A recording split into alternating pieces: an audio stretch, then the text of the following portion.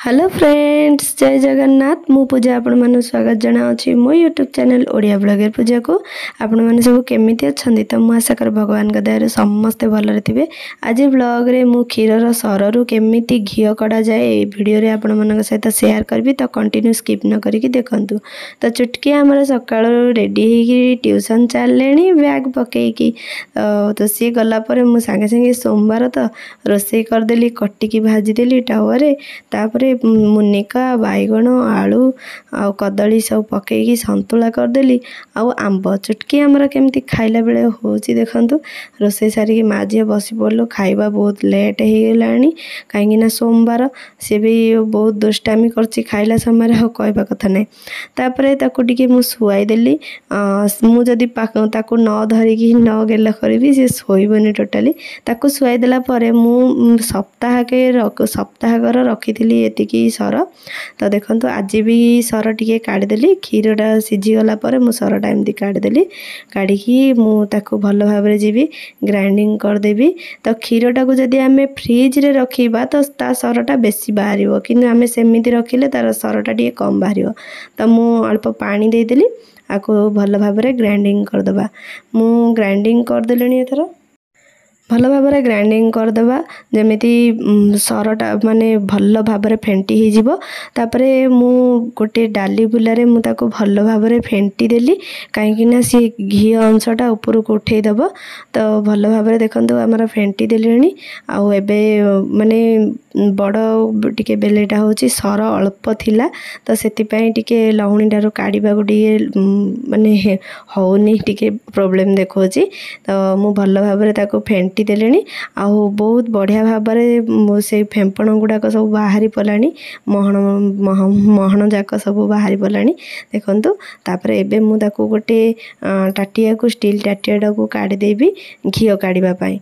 तो भल भाव पोछा पोछी करिकी मु जेतिकी घी अंश अच्छी चेका होगी से गुड़ाक सब काढ़ी दूची आमती धीरे धीरे काढ़ी लास्ट को सेटा चल्हा रही जिते बेले आम घी काढ़ा को काढ़ीदबा लास्ट को चल्हाटा रही भी वेस्ट ना क्षीरर कौन सी जिनस आमर वेस्ट रे जीवनी सब जिनस आमर यूज होची। देखंतु मुझे गरम रे बसईदेली आ लो माने जाल रे ही आपण माने करिवे को।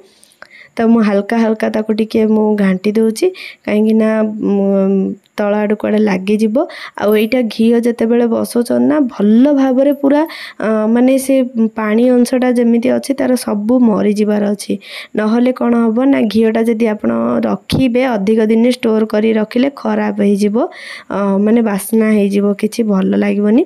देखो आमर बढ़िया भाव धीरे धीरे घीटा बाहर गोटे सप्ताहकर घी मु अधा लिटर टे आणुची आधा लिटर रु सप्ताहकर एतिकी बाहर घी कौन भल बाहर चिन्ना देखंतु बढ़िया आ देसी गाई क्षीरर घी कम आका बाहर देखंतु बढ़िया भाव घीटा बाहरी पलानी आउ पूरा भल भाव टिके माने पोड़ी गले सेटा हमर घीटा अधिक दिन स्टोर करके आम रखिपर आ 7 दिन घी एतिकी बाहरी माने बहुत भल बाहरी मो मतरे। तो आपण मानू केमिति लागुची कमेंट करी कहिबे।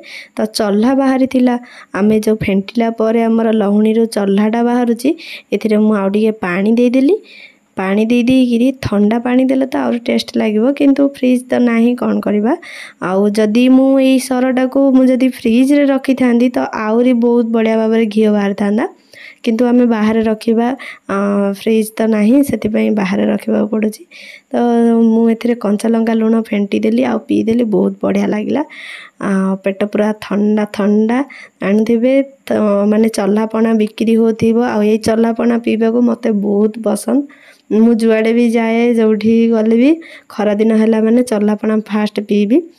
तो आशा करुँच आज ब्लॉग टी बहुत भल लगी। तो यहाँ घीटा आम ठंडा हो गला आम भलरे बोतल रे रखीदबा घी बाहरी पलानी बढ़िया भाव में बाहरी एत सुंदर बास्ना हो कहवा कथा नहीं।